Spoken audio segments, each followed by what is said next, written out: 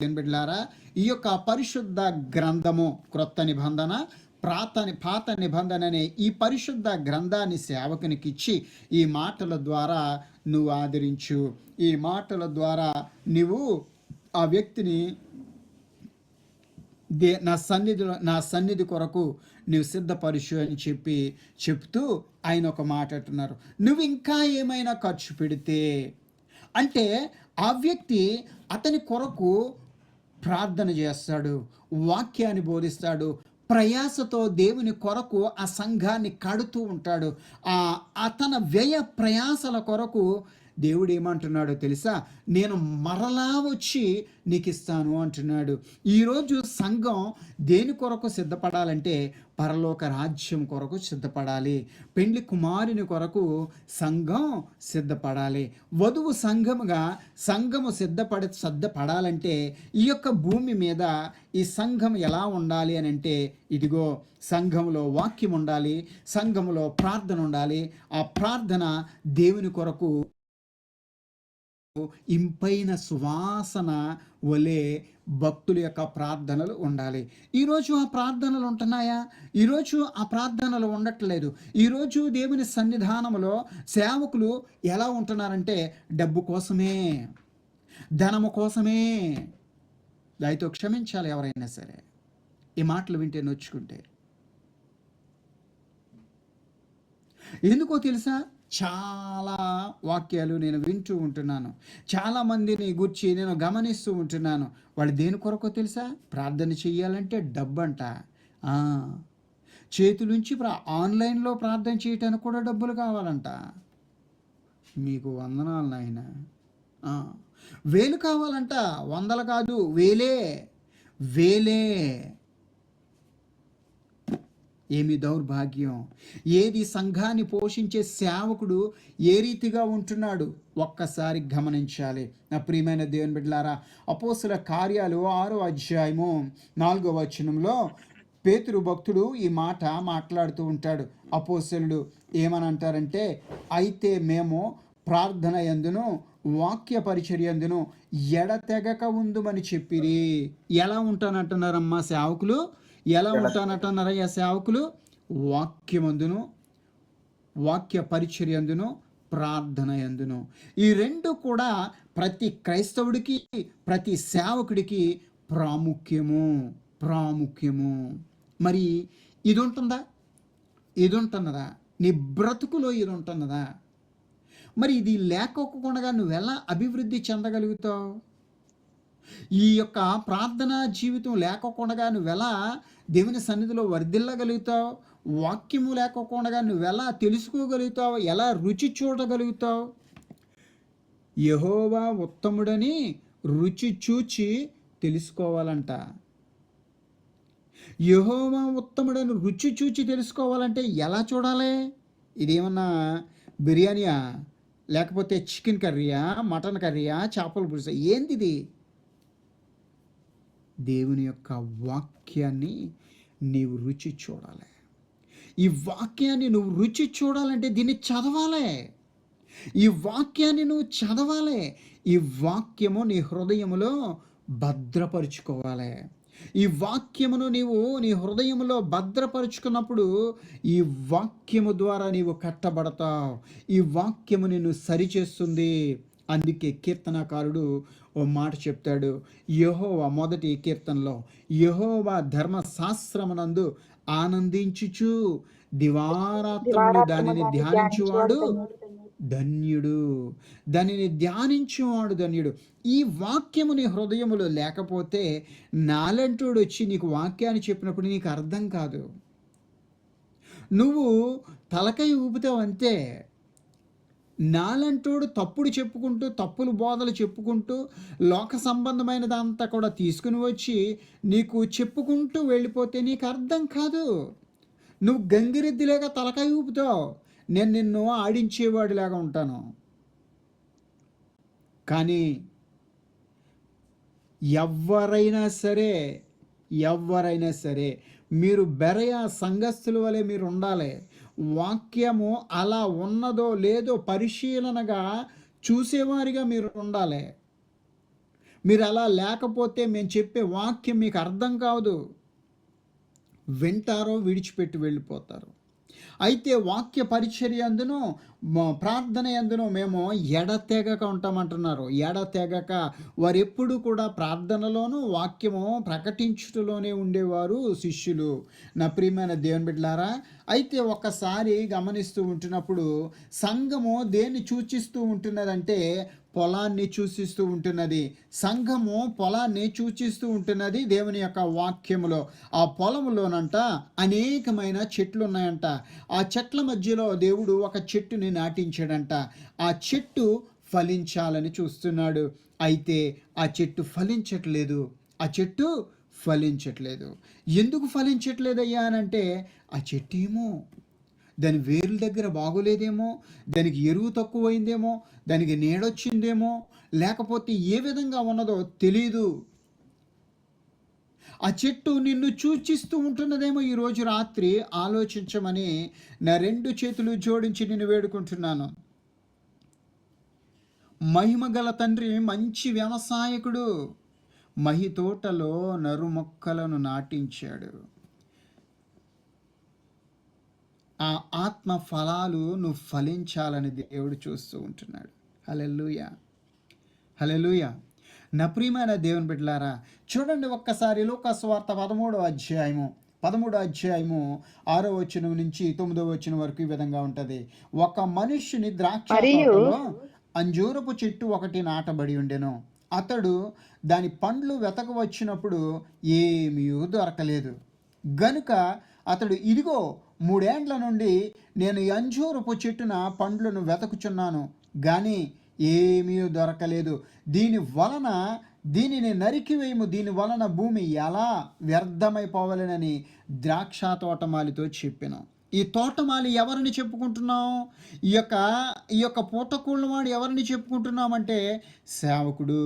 యజమానుడు ఎవరయ్యా అని చెప్పుకుంటున్నామంటే బిడ్డలారా, యజమానుడు ఎవరో? మన ప్రభు అయిన యేసుక్రీస్తుల వారు. మన ప్రభు మనల్ని చూస్తూ ఉంటున్నాడు. మనము దేవుని కొరకు మనము ఫలాలు ఫలించాలని, ఆత్మ ఫలాలు ఫలించాలని చెప్పి దేవుని కొరకు ఈ భూమి మీద అనేక మందిని ఆయన వాక్యము చేత తృప్తి పరచాలని చెప్పి నీ సాక్ష్యమును నువ్వు కాపాడుకోవాలని చెప్పి దేవుడు చూస్తూ ఉంటున్నాడు. మరి దేవుడు చూస్తూ ఉంటున్నప్పుడు నువ్వు ఫలాలు ఫలించేవాడిగా లేకపోతే దేవుడు ఏమంటాడంట? నిన్ను నరికి తీసి పారవేయమంటున్నాడు. అయితే సేవకుడు అంటున్నాడు దేవునితో, అయ్యా వీళ్ళ కోసం కన్నీటితో ప్రార్థన చేస్తాను. ఇర్మియా యోనా జనాంగం అంతటి కొరకు కన్నీళ్లతో దేవుని సన్నిధిలో వేడుకున్నాడండి. కన్నీటి ప్రవక్త, విలాప ప్రవక్త అనే నీకు పేరు. ఆ యొక్క ప్రజలను మార్పు చెందమని, మారు మనస్సు పొందమని, అయ్యా మీరు చేస్తున్నటువంటి అతిక్రమాలను, మీరు చేస్తున్న అక్రమాలను విడిచిపెట్టి నా వైపు తిరగండి అని చెప్పి దేవుడు మిమ్మల్ని వేడుకుంటున్నాడు. దేవుడు మిమ్మల్ని పిలుస్తున్నాడు. నా వైపు రమ్మని చెప్పి, నా దగ్గరకు రమ్మని చెప్పి దేవుడు మిమ్మల్ని పిలుస్తున్నాడయ్యా. అయ్యా మీరు చేస్తున్న అక్రియలు ఏవైతే ఉన్నాయో మీరు విడిచిపెట్టండి, మీరు దేవుని వైపుకు తిరగండి అని చెప్తే మారలేదండి. ఈరోజు సంఘం కూడా అలాగే ఉంది. ఈరోజు సంఘాలలో కూడా అనేక మంది ఇలాగే తయారవుతున్నారు. బ్రతుకులు సరిగా లేవు. పరిశుద్ధ జీవితం జీవించకోకుండా లోక సంబంధులుగా బ్రతుకుతూ లోక సంబంధమైనటువంటి ఆ క్రియలలో మునిగి తేలుతూ ఉంటున్నారు. పేరుకు క్రైస్తవుడే, కానీ బ్రతుకులో మాత్రం దేవుడు లేడు తన బ్రతుకులో. ఇదిగో పేరుకి మాత్రమే తోటలో ఉన్నది చెట్టు, కానీ దానిలో ఏం లేవు? ఫలాలు లేవు. దేవుడు చూస్తూ ఉంటున్నాడు. దేవుడు నిన్ను కూడా చూస్తున్నాడు. అవకాశం. పౌలు భక్తుడు అంటున్నాడు, ఇదిగో ఇది మిక్కిలి అనుకూల సమయము, ఇది రక్షణ దినమని చెప్పి దేవుడు తెలియజేస్తూ ఉంటున్నాడు తన సేవకుల ద్వారా. అయితే ఈ రక్షణ దినాన, ఇదిగో ఈ మిక్కిలి అనుకూల సమయమైన ఈ దినాన నీ బ్రతుకు మార్చుకుంటున్నావా? నీ యొక్క స్థితిని మార్చుకోగలుగుతున్నావా? నీ బ్రతుకు మార్చుకోకుండా నీ ఇష్టానుసారంగా నువ్వు బ్రతుకుతూ నీ బ్రతుకులో దేవునికి సమయాన్ని ఇవ్వకోకుండా, దేవునికి స్థానాన్ని ఇవ్వకోకుండా నువ్వెలా జీవిస్తూ ఉంటున్నావు? ఈరోజు నువ్వు ఎలాంటి బ్రతుకుతున్నావు ఈరోజు? నీ ఆత్మీయ స్థితి దినదినము నూతనాభివృద్ధి చెందుతుందా? మరి క్షేమాభివృద్ధి చెందాలంటే మనము అభివృద్ధి చెందాలి. సంఘం అంటే మనమే కదా, సంఘం అంటే మనమే కదా. సంఘం అంటే మనమందరము కూడా ఒక్కటిగా ఉండి ఐక్యత కలిగి దేవుని సన్నిధిలో వర్ధిల్లాలని మనం అనుకుంటున్నాం కదా. ఏది ఆ దిద్దుబాటు? ఎవరు నీ కోసం ప్రార్థన చేస్తున్నారు ఈరోజు? నీ సేవకుడు కన్నీళ్లతో దేవుని సన్నిధిలో వేడుకుంటున్నాడా? అసలు నీకు ప్రార్థన వచ్చా? నువ్వెలా ప్రార్థన చేస్తున్నావు? సంఘం అభివృద్ధి చెందాలనా? నశించిపోతున్న ఆత్మల పట్ల భారం నీకున్నదా? మరి ఏది? నీ బ్రతుకులో ఇవి లేకపోతే గనక నీ బ్రతుకులో దేవునికి చోటు ఇవ్వకపోతే నువ్వు కూడా ఈ చెట్టులాగా నరికి వేయడానికి దేవుడు ఆజ్ఞేస్తాడు. నా ప్రాణమా తినుము త్రాగుము సుఖించుము అంటున్నాడు. వెర్రివాళ్ళ ఈ రాత్రిని ప్రాణమును అడుగుచున్నారంటున్నాడు దేవుడు. ఈ రాత్రిని ప్రాణమును అడుగుచున్నారు. నీవు సంపాదించిదేమవుతుందో ఆలోచించు అంటున్నాడు. ఈరోజు సంపాదన కోసమో, ఈరోజు లోక సంబంధమైన దానికోసమో, ఈరోజు నీ ఇష్టానుసారంగా నీ సోకుల కోసమో, నీ శిఖార్ల కోసమో, నీ ఇష్టానుసారమైనటువంటి మెరుగులు దిద్దుకోవడం కోసమో, లేకపోతే ఏదైనా నీ బ్రతుకులో దేవునికి ఆయాసకరంగా ఉన్నాయేమో, దాని కొరకే నువ్వు ప్రాకులు నాడుతున్నావేమో, దాని కొరకే నువ్వు ఈ భూమి మీద ప్రయాసపడుతున్నావేమో.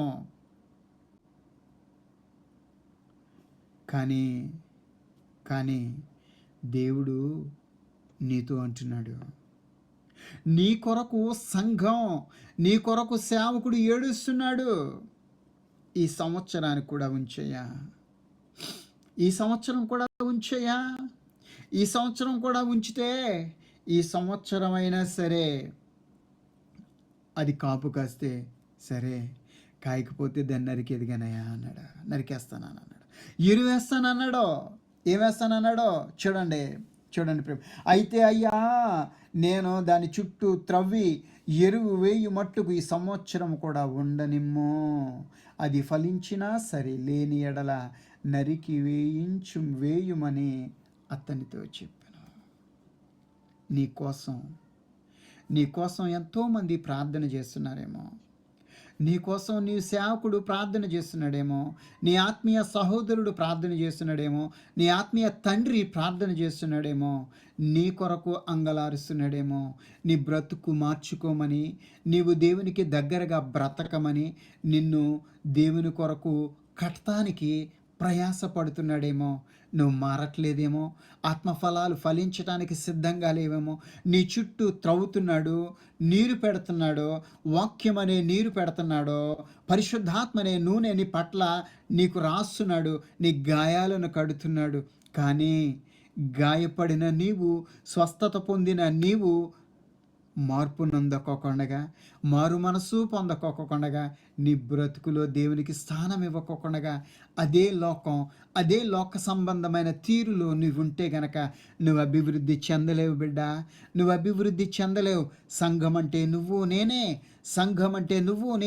నీ సంఘం నువ్వు నేను అభివృద్ధి చెందితేనే దేవుడు వధువు సంఘముగా నన్ను కూడా పరమునకు తీసుకుని వెళ్ళడానికి మధ్యాకాశానికి రాబోతూ ఉంటున్నాడు. ఆయన వచ్చినప్పుడు నువ్వు ఎత్తబడాలి అని అంటే ఈ భూమి మీద సిద్ధపడాలి. మరి వాక్యం ఉన్నదా? ప్రార్థన ఉన్నదా? ఇదిగో వేడుకుంటున్నాడు, అయ్యా ఈ సంవత్సరమైనా చూడయ్యా అని వేడుకుంటున్నాడు. ఏది? వాక్యము విత్తబడుతుంది, ఆ విత్తనము ఫలిస్తూ ఉంటున్నది. కానీ ఆ విత్తనం ఫలించుటతో సరిపోలా, కాపు కాయడానికి దానికి నీరు లేకుండా పోతుందేమో, దాని చుట్టూ ఎరువు వేయబడతలేదేమో, త్రవ్వబడతలేదేమో, నీరు కట్టబడతలేదేమో, ఎండిపోతుందేమో.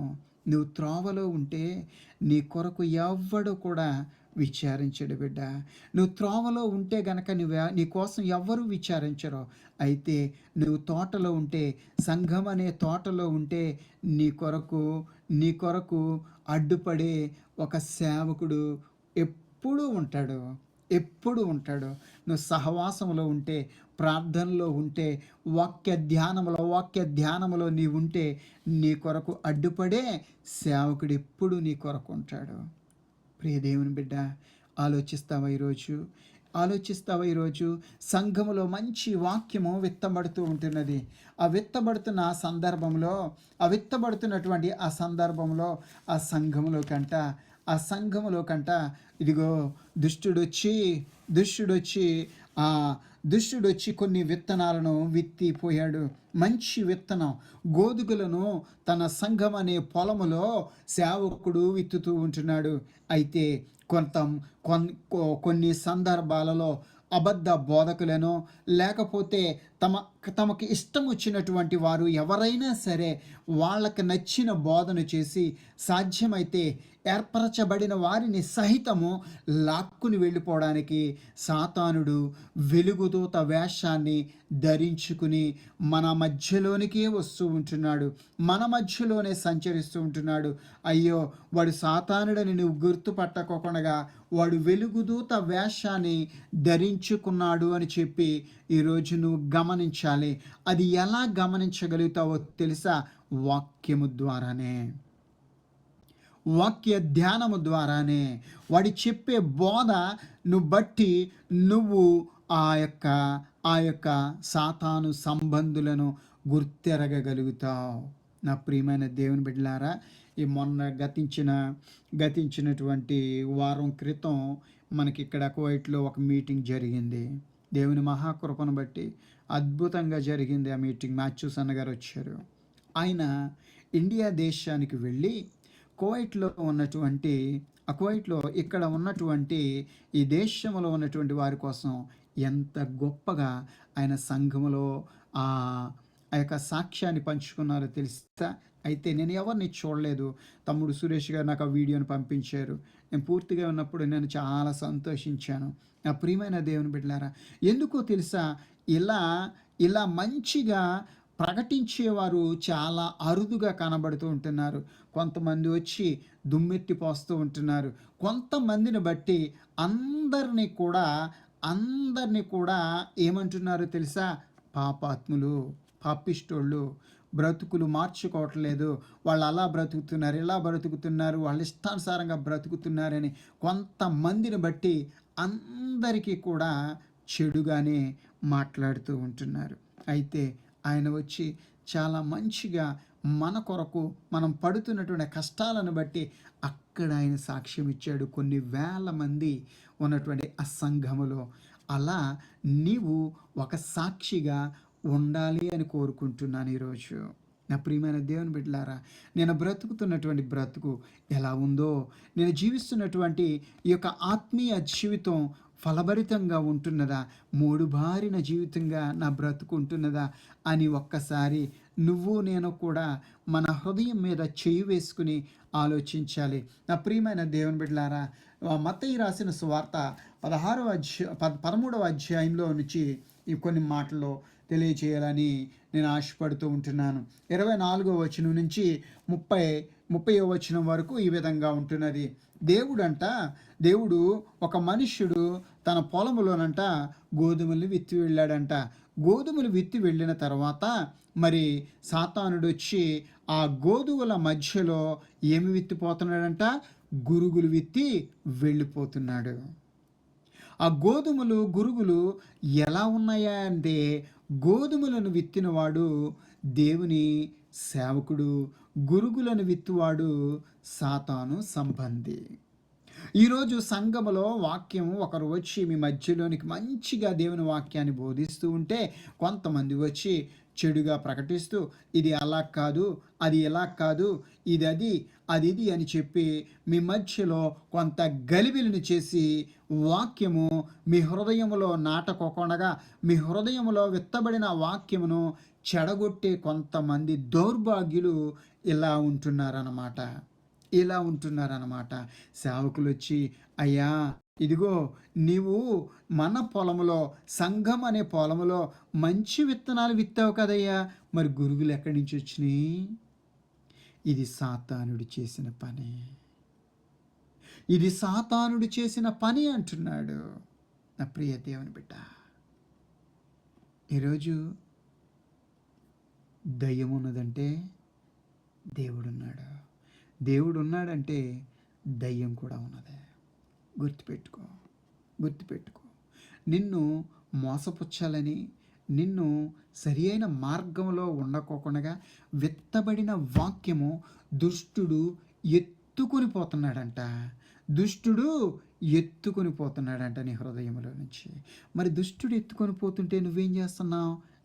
అన్న అలా కాదన్నా, నువ్వు బలి చెప్తావన్నా. ఎందుకంటే అన్న నువ్వు అన్నీ బాగా చెప్తావు కానీ అన్న మరి ఎలాగంటే కష్టం అన్నా, నువ్వు చెప్పినట్టుగా ఉండాలంటే చాలా కష్టమన్నా. నువ్వు ఇంతలా చెప్తావు, అలాగే ఉండాలని చెప్తావు, అలా చదవాలి, అలా ప్రార్థన చేసుకోవాలని చెప్తావు. మరి ఇంకా మరి పై పనులు ఎవరు చేస్తారన్నా అని అడుగుతారు కొంతమంది. నిజం. నీకేం తెలుసన్నా, మా బాధలు నీకేం తెలుసన్నా, మా కష్టాలు నీకేం తెలుసన్నా అని అంటారు.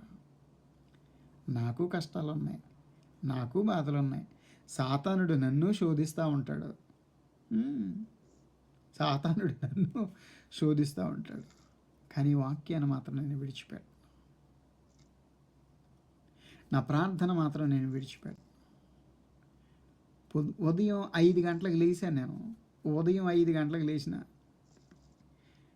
తిరుగుతూనే ఉన్నా పొద్దుటి నుంచి. కానీ దేవుని వాక్యం పట్ల ఆసక్తి, మక్కువ, మీ మధ్యలోనికి వచ్చి కొద్ది మాటలైనా మీ మధ్యలో పంచుకోవాలనే తపన. అయితే ప్రియమైన దేవుని బిడ్డలారా, చూడండి, మనము ఆదమరిచి నిద్రపోతూ ఉంటున్నప్పుడు సాతానుడు మన మధ్యలో కొన్ని ఆలోచనలు, కొన్ని చెడు తలంపులు పెడతా ఉంటాడు. అయ్యా, ఒకసారి గమనిస్తూ ఉంటున్నప్పుడు దేవుని తోటలో ఆదాము అవమ్మ ఇద్దరే ఉన్నారు. కొన్ని వందల సంవత్సరాలు అయిపోయింది. అది ఎన్ని సంవత్సరాలు ఉన్నారో తెలియదు, కానీ కొన్ని సంవత్సరాలు గడిచిపోయింది. అయితే లూసిఫర్ ఏం చేస్తున్నాడంటే సాతానులోనికి చూసాడంట. సాతాను పాములోనికి చూసాడంట. అది చాలా వివేకంగా ఉన్నాడంట, చాలా తెలివిగా ఉన్నాడంట. అమ్మ దొరికాడు, ఈడు దొరికాడు, ఈడి ద్వారా వీళ్ళను మోసపుచ్చొచ్చు అనుకున్నాడు. అవకాశం లేదు. అవకాశం కోసం మక్కుడేసుకుని కూర్చున్నాడు. ఓ దైవజనుడు ఈ విధంగా చెప్తున్నాడు. అదే మాట నేను చెప్తున్నాను, నా అంతటా మీకు చెప్పట్లేదు. సాతానుడు మక్కుడేసుకుని తోట బయట ఉన్నాడు, తోటలోనేమో అందరూ ఉన్నారు. కానీ తోటలోనికి రావాలి అని అంటే ఒంటరిగా దొరకాలి. వీళ్ళు ఒంటరిగా దొరికినప్పుడే పట్టుకుంటుంది సాతానుడు. పాము నీ 10 మంది ఉన్నప్పుడు అలా ఎగురుతుంది. నువ్వు ఒంటరిగా ఉంటే నీ మీదకి చాలా స్పీడ్గా వస్తుంది. సాతానుడు కూడా నీ ఒంటరిగా ఉన్నప్పుడు చాలా మక్కుడేసి నీ దగ్గరకు వచ్చి నీలో కొన్ని ఆలోచనలను పుట్టిస్తాడో, కొన్ని అనుమానాలను పుట్టిస్తాడో, నీ బ్రతుకుని గందరగోళం చేస్తాడు. అలా ఉంటున్న సందర్భంలో ఎప్పుడు చట్టాపట్టాలు వేసుకుని తిరిగేవారంటే ఇద్దరు కలిసి, భార్యాభర్తలు ఇద్దరు చట్టాపట్టాలు వేసుకుని తోటలో తిరుగుతూనే ఉండేవారంట. మరి ఏమొచ్చిందో అమ్మగారికి అయ్యగారిని వదిలి పక్కకి వెళ్తున్నటువంటి సందర్భంలో జాగ్రత్తగా వెళ్ళిందంట. వెళ్ళి ఆ చెట్టు దగ్గరే చూస్తుందంట. ఆ చెట్టు దగ్గరే చూస్తూ ఉంటే అవకాశం ఇదే అని చెప్పి చుట్టుకుని వచ్చాడంట సాతానుడు పాములోకి. చెట్టు కొమ్మను చుట్టుకుని ఉన్నాడంట. పైన చుట్టుకుని ఉండి అంటున్నాడంట, అవమ్మా అని పిలుస్తున్నాడంట. ఎక్కడున్నాడో, ఎవడరా బాబు, మూడో వాడు ఎవడో నన్ను పిలుస్తున్నాడంటే, ఇక్కడ చూడు అంటున్నాడు. మిమ్మల్ని కూడా ఇలా చూడవా, ఒకసారి నా వైపు చూడవా, నా వైపు చూడవా, చూసావా చచ్చావే, అది మాత్రం గుర్తుపెట్టుకో. చూసింది చచ్చింది, పడిపోయింది, చేయొద్దన్నటువంటి పాపం చేసింది. దేవుని తోటలోంచి వెళ్ళగొట్టబడింది. తోట దేనికి సాదృశ్యం? సంఘానికి సాదృశ్యం, సహవాసానికి సాదృశ్యం. తోటలో దేవుడు ఉన్నాడు. దేవుని సన్నిధికి, సహవాసానికి దూరం అయిపోయారు. నువ్వు మరి ఎలా అభివృద్ధి చెందుతారు సంఘం? ఎలా అభివృద్ధి చెందుతుందంటే ఆ తోటలో ఉన్నటువంటి ఆ చెడును తీసేయాలి. ఆ సంఘంలో ఉన్నటువంటి ఆ చెడును కాల్చివేయాలి. అపవాదిని కాల్చివేయాలి. అపవాదిని ఎదిరిస్తే వాడు నీ యొద్ద నుంచి పారిపోతాడు. అప్పుడు నువ్వు అభివృద్ధి చెందుతావు. నీ సంఘంలో ఏ విధంగా ఉంది ఈరోజు? నువ్వు వాక్యాన్ని ప్రకటిస్తున్నావు, మరి ప్రార్థన చేస్తున్నావా? యేసు ప్రభువారు ఉదయం అంతా కూడా దేవుని వాక్యాన్ని ప్రకటించి రాత్రి అయ్యేటప్పటికి ఆయన ఒలీవ కొండకు వెళ్ళి ఆయన ఏకాంతంగా రాత్రంతా కూడా ప్రార్థనలో గడిపేవారని చెప్పి వాక్యము మనకి తెలియజేస్తూ ఉంటున్నది. రాత్రంతా ప్రార్థన చేసి మరలా ఉదయమే వచ్చి దేవుని సన్నిధిలో, దేవాలయంలో బోధిస్తూ ఉండేవాడు. ప్రియ దేవుని బిడ్డలారా, ఇలా ఆయన దినచర్య జరుగుతూ ఉండేది. ఈరోజు మనమైతే కాసేపు కష్టపడేటప్పటికి ఒళ్ళు నొప్పులను, భారమనో, లేకపోతే అదేనో ఇదేనో నువ్వేం చేస్తావంటే ఏదో నిలబడో, కూర్చునో, లేకపోతే మోకాళ్ళు వేసో ఒక్క నిమిషం ప్రభువా ఉదయం అంతా కాపాడండి నీకు వందనాలు. ఇది ప్రార్థన కాదు. నీ బ్రతుకులో ఇది ఉండకూడదు. నువ్వు ప్రార్థన చెయ్యాలి. రహస్యమందు చూచు నీ తండ్రి నీకు ప్రతిఫలం ఇచ్చులాగన నీ ప్రార్థన దేవుని సన్నిధికి ధూపం వలె వెళ్ళాలి. వారు ప్రార్థన చేస్తూ ఉంటున్నారు. శిష్యులు ప్రార్థన చేస్తున్నారు, వాక్యాన్ని ప్రకటిస్తున్నారు, అనేక మందిని దేవుని కొరకు కడుతూ ఉంటున్నారు. మరి నువ్వు కడుతున్నావా? నువ్వు సంఘాన్ని కడుతున్నావా? ఎలా కడుతున్నావు? సంఘం అంతా కూడా ఎలా అభివృద్ధి చెందుతుందో తెలుసా? ఆది సంఘం అంతా కూడా అభివృద్ధి చెందుతూ ఉంటున్నది. వారు అలా దేవుని వాక్యాన్ని వారు ప్రకటిస్తూ, వారు అలాగా దేవుని సన్నిధిలో వాళ్ళు తమ్మును తామే దేవునికి అప్పగించుకుని బ్రతికినట్లుగా మనము చూడగలుగుతూ ఉంటాం. ప్రియమైన దేవుని బిడ్డలారా, అయితే చూడండి, ఒక్కసారి చూస్తే ఏమి గమనిస్తున్నామంటే ప్రియమైన దేవుని బిడ్డలారా, ఒక్కసారి మనం గమనిస్తూ ఉంటున్నప్పుడు అపోస్తుల కార్యాలు 2వ అధ్యాయము 43వ వచనాన్ని 43 నుంచి 47 వరకు ఈ మాటలు రాస్తున్నాడు. చూడండి, అప్పుడు ప్రతివానికి భయము కలిగెను, మరియు అనేక మహత్కార్యములు సూచక క్రియలను అపోస్తలుల ద్వారా జరిగెను. విశ్వసించిన వారందరూ ఏకముగా కూడి తమ కలిగినదంతయు సమష్టిగా ఉంచుకొనిది. ఇదియుగాక వారు తమ చరస్థిరాస్తులను అమ్మి అందరికీ వారి వారి అక్కర కొలది పంచిపెట్టిరి. అయిపోయింది అక్కడి నుంచి. మరియు వారి ఏక మనస్కులై ప్రతిదినము దేవాలయంలో తప్పక కూడుకొనుచు, ఇంటింట రొట్టె విరుచుచు, దేవుని స్తుతించుచు, ప్రజలందరి వలన దయ పొందిన వారై ఆనందముతోనూ నిష్కపటమైన హృదయముతోనూ ఆహారము పుచ్చుకొనిచుండిరి. ప్రభువు రక్షణ పొందుచున్న వారిని అనుదినము వారితో చేర్చుచూ ఉండెను. అలా చేర్చుచూ ఉంటున్న సందర్భంలో సంఘము క్షేమాభివృద్ధి చెందుతుంది. వాళ్ళందరూ సమష్టిగా ఉంటున్నారు, వారందరూ కలిసి ఉంటున్నారు. వారిలో ఎక్కడ కూడా భేదాలు లేవు, వారిలో ఎక్కడ కూడా విద్వేషాలు లేవు, వారిలో ఎక్కడ కూడా వాడిది దోచుకోవాలి, ఇది దాచుకోవాలి, లేకపోతే నేను అలా చేయాలి, నేను ఎలా చేయాలి, నేను ఇలాగ ఎక్కడ కూడా లేదు. అందరూ కలిసి ఒక్కటిగా ఉన్నారు. అందుకే ఆ సంఘము క్షేమాభివృద్ధి చెందింది, ఆది సంఘం. హల్లెలూయా. ఇలా సంఘము అభివృద్ధి చెందుతూ, ఇలా సంఘము విస్తరిస్తూ, ఇలా సంఘము దేవుని వాక్యము చేత కట్టబడుతూ రోగులు స్వస్థత పొందుతున్నారు, అనేక మంది బలహీనులు బలపరచబడుతున్నారు. సంఘమంతా కూడా ఒక్కటిగా ఉంటున్న సందర్భంలో మరలా సంఘములోనికి హింస, మరలా సంఘములోనికి కష్టం వచ్చింది, శ్రమ వచ్చింది. అది ఎవరి ద్వారా అంటే సౌలు అనే పౌలు గారి ద్వారా. సౌలు సంఘాన్ని హింసిస్తూ సంఘాన్ని చెల్లాచెదురు చేసేశారు. అయినా కూడా ఎక్కడ కూడా వారు తొట్టిల్లిపోలేదు. వారి విశ్వాసము సన్నగిల్లిపోలేదు. నీకు కష్టం వచ్చిందనో, నీకు శ్రమ వచ్చిందనో దేవుని విడిచిపెట్టకూడదు. కష్టం వచ్చిందా, చావులో కూడా దేవుని కొరకే బ్రతకాలి.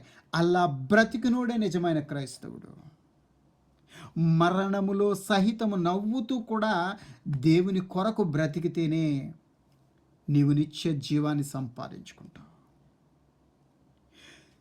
శవన్ని రాళ్లతో కొడుతూ ఉన్న, పెద్ద పెద్ద బండరాళ్లతో కొడుతూ ఉంటే మోకాళ్ళుని ప్రార్థన చేశాడండి స్టెఫను వారి కోసం. మోకాళ్ళుని వారి కోసం ప్రార్థన చేశాడు. ప్రభువా, ఈ పాపం వారి మీద మోపొద్దు అని చెప్పి ప్రార్థన చేశాడు. ప్రియమైన దేవుని బిడ్డలారా, ఒక్కసారి చూడండి, ఒక్కసారి అపోస్తల కార్యాలు 7వ అధ్యాయము 49వ వచనం. ప్రభువును గూర్చి మొర్రపెట్టుచు చదవండి. ఆయన నాకు కొంచెం కనబట్టలేదు. 7:59 అపోస్తల కార్యాలు 7:59 అమ్మా. ప్రభువును గూర్చి మొర్రపెట్టుచు, యేసు ప్రభువా, నా ఆత్మను చేర్చుకొనుమని తపన పలుకుచుండగా వారు అతనిని రాళ్లతో కొట్టిరి. చదివమ్మా, తర్వాత వచ్చిన చదివాను. ప్రభువా, వారి మీద ఈ పాపము మోపకుమని గొప్ప శబ్దముతో పలికెను. ఆ మాట పలికి నిద్రించెను.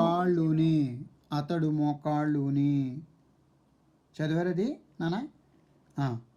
అతడు మోకాళ్ళుని, ప్రభువా, ఈ పాపము వారి మీద ఈ పాపము మోపకమని గొప్ప శబ్దముతో పలికిను. ఈ మాట పలికి నిద్రించాను. ఈయన చనిపోయినప్పుడు ఎవరున్నారండి అంటే పౌలు గారు ఉన్నారు. పక్కనే ఉన్నాడు సౌలు. చనిపోతూ కూడా దేవుని కొరకే చనిపోయాడు. మొట్టమొదటి హతసాక్షి. రాళ్లతో కొట్టబెట్టాడు. దేవుని కొరకు నిజాయితీగా బ్రతికాడు. దేవుని కొరకే బ్రతికాడు. ఈ వాక్యం అంతా కూడా 7వ అధ్యాయం మొత్తం చదివితే నిజంగా ఒక చిన్న బైబిల్ని, మినీ బైబిల్ లాగా ఉంటుంది ఈ అధ్యాయం మొత్తం మనం గమనించినప్పుడు. దేవుడు నీ పట్ల, నా పట్ల చేసినటువంటి కార్యాలను ప్రకటిస్తూ చెప్పుకుంటూ వస్తాడు. ఈరోజు కష్టం వచ్చిందా, ఈరోజు శ్రమ వచ్చిందా, ప్రార్థన మానేస్తారు అమ్మోళ్ళు. ప్రార్థన మానేస్తారో, వాక్యం చదువుతారేమో, ప్రార్థన మానేస్తారు. కొన్ని సందర్భాల్లో ప్రార్థన మానేస్తారు, వాక్య ధ్యానం మానేస్తారు. నాకు శ్రమలు వచ్చినాయి, దేవుడు నాకే కష్టాలు పెట్ట, నాకే బాధ పెట్ట, నాకే ఇది అని చెప్పి మానేస్తూ ఉంటారు. సంఘాలలో సంఘం కొరకు ప్రార్థనలు చేయాలి, సంఘం అభివృద్ధి చెందాలి, సంఘం విస్తరించాలి, సంఘం క్షేమాభివృద్ధి చెందాలంటే ప్రార్థన ముఖ్యం, వాక్య పరిచర్య ముఖ్యం, సహవాసంలో అందరూ కలిసి ఉండటం ముఖ్యం. ఇవేదీ లేకపోతే సంఘం అభివృద్ధి చెందదు, క్షమాభివృద్ధి చెందదు. ఆ సంఘం ఏమవుతుంది?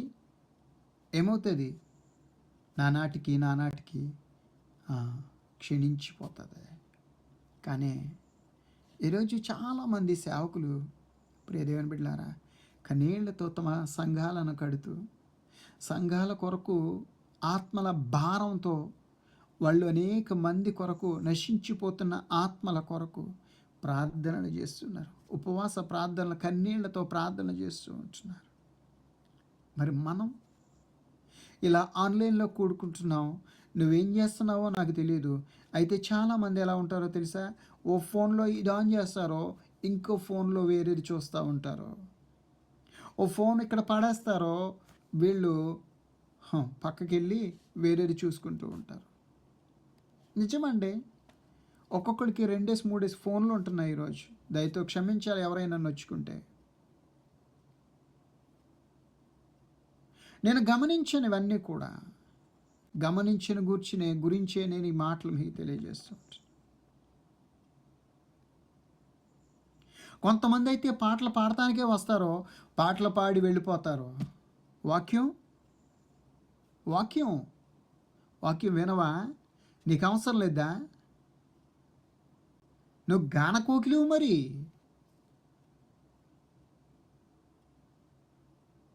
నువ్వు గానకోకిలివి.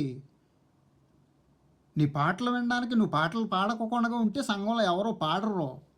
పాటలు పాడడానికి వచ్చి వాక్యం మాత్రం వినకోకుండా వెళ్ళిపోతారు. వేరే లైవ్లో ప్రత్యక్షం అవుతారు. మళ్ళీ వేరే లైవ్లో మళ్ళీ అక్కడ పాట అయిపోతే ఇంకోటి. ఇంటింటికి తిరిగి ముసలమ్మ ముచ్చట్లను పెట్టుకునే వాళ్ళు ఇలాంటి వాళ్ళు అన్నమాట. ఎలాంటి వాళ్ళకి పాటలు ఇవ్వకండి.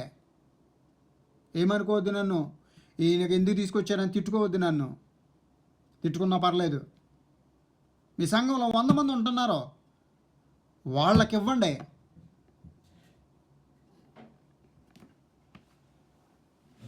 వాళ్ళకి ప్రార్థన నేర్పించండి, వాక్యం ప్రకటించడం నేర్పించండి.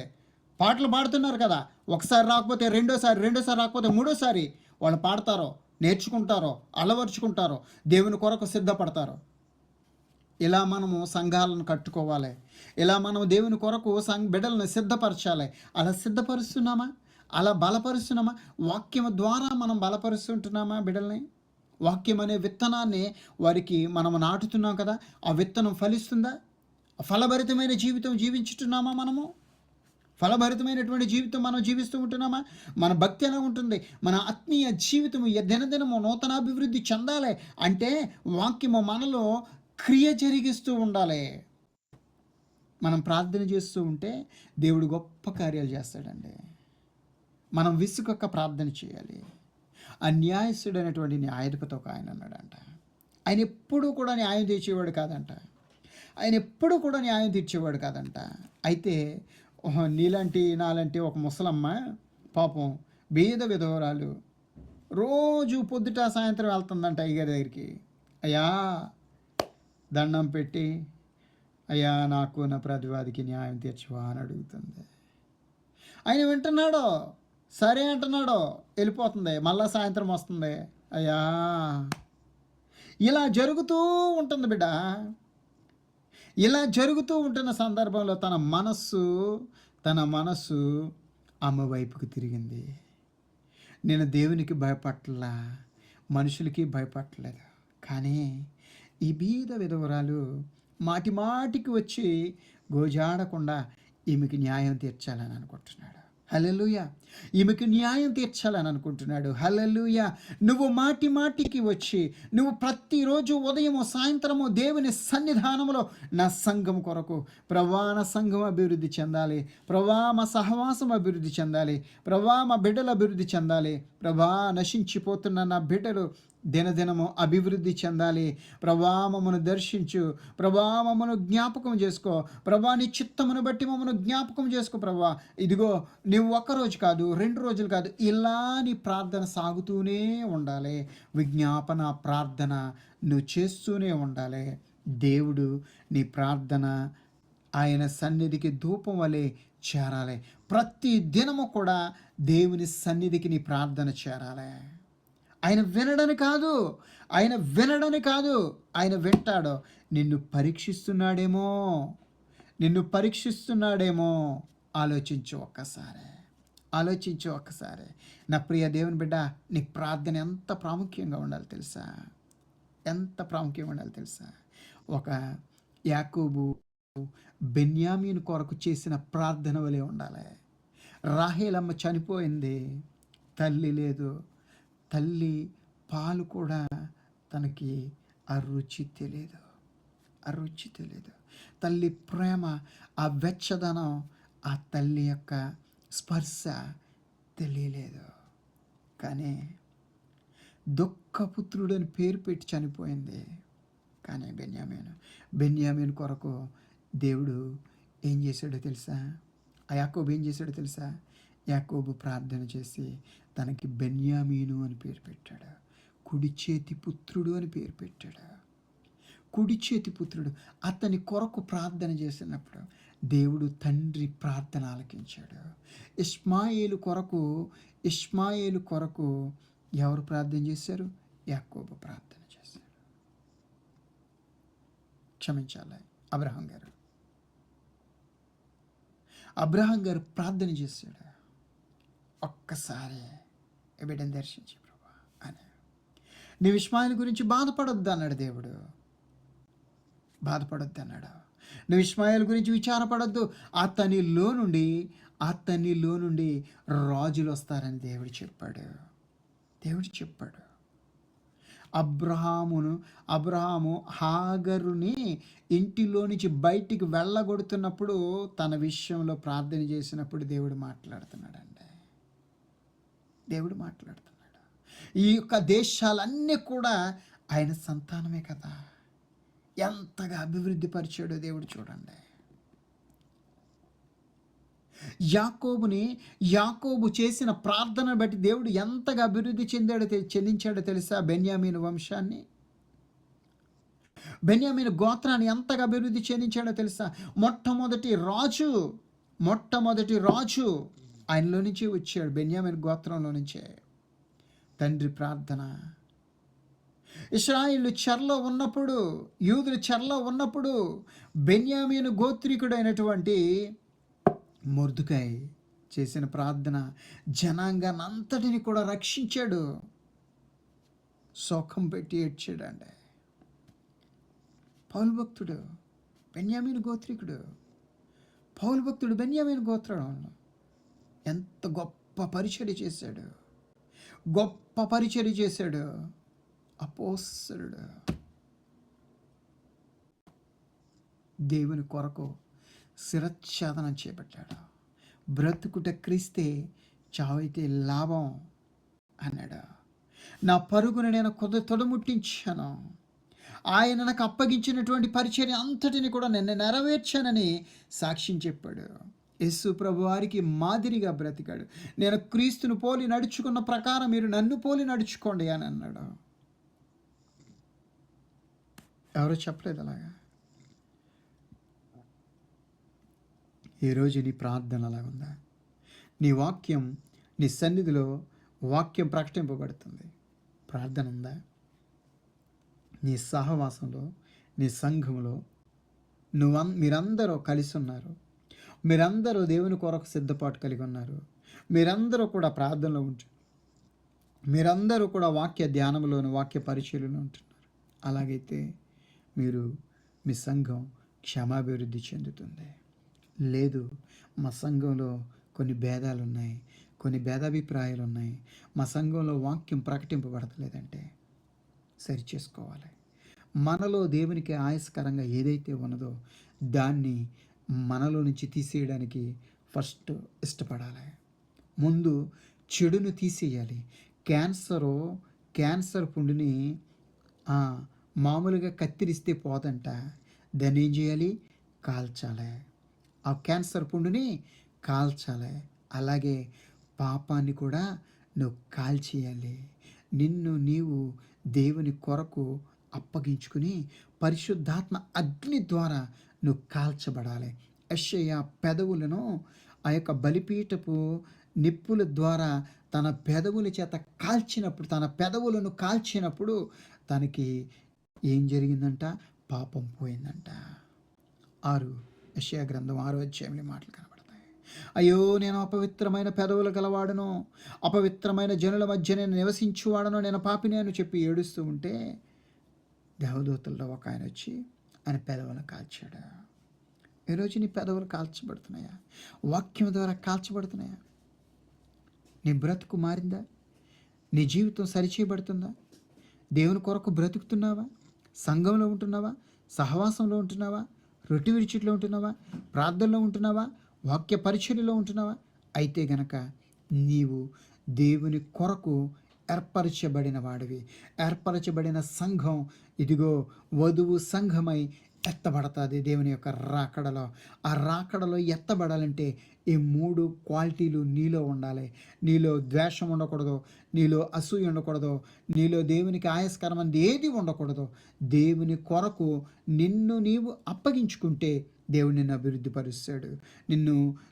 నీ కొరకు నీ సంఘాన్ని క్షేమాభివృద్ధి చెందించి నిన్ను అభివృద్ధి పరిచి సిద్ధపడినటువంటి వధువు సంఘముగా నిన్ను పరమునకు తీసుకుని వెళ్ళడానికి రారాజైన యేసయ్య వరుడిగా రాబోతున్నాడు. వధువు సంఘముగా ఎత్తబడటానికి నీవు సిద్ధపాటు కలిగి ఉన్నావా? ఈరోజు ఎలా ఉన్నావు? నీ స్థితి ఎలా ఉంది? ఆలోచించి గమనించు. దేవుడి కొద్ది మాటలో మన వెనుకల్లో దీవించి ఆశీర్వదించునుగాక. Amen, amen. హల్లెలూయా. దేవునికి స్తోత్రం. చిన్న ప్రార్థన చేసుకుందాం. మహోన్నతుడ, మహాగణుడ, ప్రేమ కలిగిన మా తండ్రి, జీవాధిపతి, నీకు స్తోత్రాలు చెల్లిస్తున్నాను నాయన. గతించిన కాలం అంతా కూడా ప్రభా నీ రెక్కల చాటును మమ్మల్ని అందరినీ కాపాడేది నీకు వందనాలు తండ్రి. ఈ యొక్క రాత్రికాల సమయంలో నీ బిడ్డలు నాయన నీ సన్నిధిలో ఉన్నారు. పాటలతోనూ, ప్రార్థనలతోనూ, వాక్య ధ్యానంతో, ఆరాధనతో నేను స్తుతించారయ్యా. వట్టివాడను మట్టివాడను తండ్రి. నాయన నన్ను నీ బిడ్డల పక్షాన్ని నిలబెట్టి నాయన ఇదిగో తండ్రి నా నోటిని బోరగా చేసుకుని బిడ్డలతో మాట్లాడారు ప్రభా. వినగలిగే చెవి గ్రహించే హృదయాన్ని మీరు ఇచ్చారు ప్రభా. నీకు వందనాలు. నీ బిడ్డలను బలపరచు తండ్రి. నీ ఆత్మచేత నీ బిడ్డలు నింపి పరిశుద్ధపరిచి నీ రెక్కల చాటును భద్రపరచమని, నీ రాకడ కొరకు సిద్ధపరచమని ప్రభా. ఎత్తబడే గుంపులో మేము ఉండాలి ఆయన. వధువు సంఘముగా మా సంఘం అంతా కూడా ఎత్తబడాలి. అట్టి ధన్యత మాకు మా బిడ్డలందరికీ దయచేయండి. విన్న వాక్యము బిడ్డల హృదయాలలో ఫలింపజేసి నీరు కట్టి ఫలింపజేసి 30 60 100 నీ బిడ్డలందరినీ కూడా ఫలింపచేసి నీ రాకడ కొరకు సిద్ధపరచమని యేసయ్య అతి పరిశుద్ధ నామమున మిక్కిలి వినయంతో బ్రతిమలాడి వేడుకొనిచున్నాను తండ్రి. ఆమెన్. ఆమెన్. హల్లెలూయా.